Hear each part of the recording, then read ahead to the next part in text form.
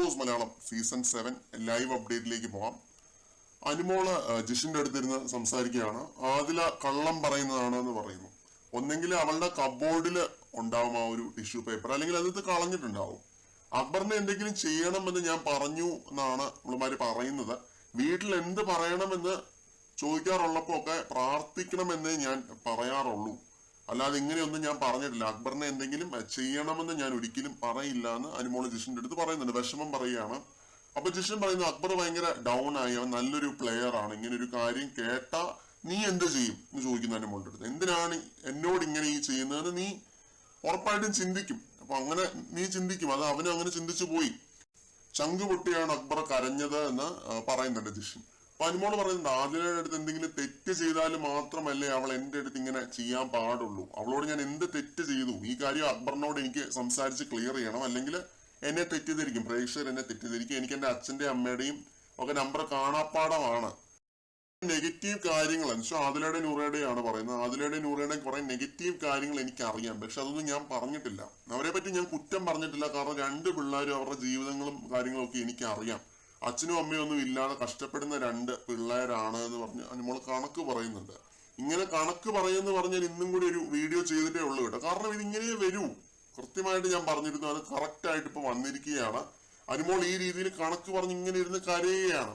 ഇതിന്റെ പാരലായിട്ട് തന്നെ ഒനിയിൽ നമ്മുടെ അക്ബറിന് ഇത്തിരി എരികേറ്റി വിടുന്നുണ്ട്. ഒരു സൈഡിൽ ജിഷൻ ഇത്തിരി ഒന്ന് എരികേറ്റി വിടുന്നു, അപ്പുറത്ത് ഒനിയിൽ എരികേറ്റി വിടുന്നു. അപ്പൊ എനിക്ക് വേണമെങ്കിൽ അവളുമായിട്ട് പയ്യൊരു ലവ് ട്രാക്ക് ഒക്കെ പിടിച്ച് പോകാമായിരുന്നു. ആരാണ് പറയുന്നത്? ഒനിയിലാണ് പറയുന്നത്. അത് ആരുമായിട്ട്? അനുമോളുമായിട്ട്. അപ്പൊ ഞാൻ ഫെയർ ഗെയിമാണ് ഇവിടെ കളിച്ചത്, അങ്ങനെയൊന്നും ഞാൻ കളിച്ചിട്ടില്ല എന്ന് ഒനിയിൽ അക്ബറിന്റെ അടുത്ത് പറയുന്നുണ്ട്. പിന്നെ അനുമോൾ ആളുകൾ എല്ലാവരും എന്നെ തെറ്റിദ്ധരിക്കും, നൂറയുടെ അടുത്ത് ചോദിച്ചു നോക്കാം എന്നൊക്കെ പറഞ്ഞ് കരയാൻ തുടങ്ങുന്നുണ്ട് കേട്ടോ. എനിക്ക് എന്റെ അച്ഛന്റെ അമ്മയുടെ നല്ലൊരു മോളായിട്ട് ജീവിക്കാനാണ് ആഗ്രഹം, പയ്യൊരു സീരിയലൊക്കെ ചെയ്ത് ഞാൻ പോയാന്, ഞാൻ ലൈഫിൽ ഇത്രയും കരഞ്ഞിട്ടില്ല എന്നൊക്കെ പറഞ്ഞ് ഈ കുട്ടി അവിടെ ഇരുന്ന് കരയുന്നുണ്ട്. ഇങ്ങനെയൊക്കെ പറഞ്ഞ അനുമോൾ ഇരുന്ന് കരച്ചിലോട് കരച്ചിലാണ് ലൈവിനകത്ത്. എനിക്ക് ഇതിനകത്ത് ഒന്നും പറയാനില്ല. ഞാൻ അനുമോള് പറഞ്ഞ കാര്യങ്ങൾ അതേപടി നിങ്ങളുടെ മുമ്പിലേക്ക് എത്തിച്ചിട്ടുണ്ട്.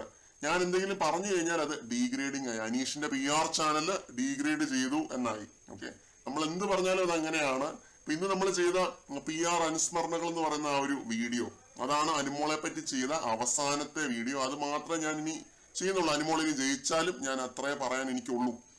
ഓക്കെ, ഇപ്പൊ ബിഗ് ബോസ് സീസൺ 7 വിജയകിരീടം മാത്രമല്ല, ഓസ്കാർ, നൊബേൽ പീസ് പ്രൈസ് തുടങ്ങി വേറെ എന്തൊക്കെ അംഗീകാരങ്ങൾ ഈ ലോകത്തുണ്ടോ അതെല്ലാം എടുത്തു കൊടുത്ത് അനുമോൾ എന്ന കണ്ടസ്റ്റന്റിനെ ആദരിക്കണം എന്നാണ് എനിക്ക് പറയാനുള്ളത്.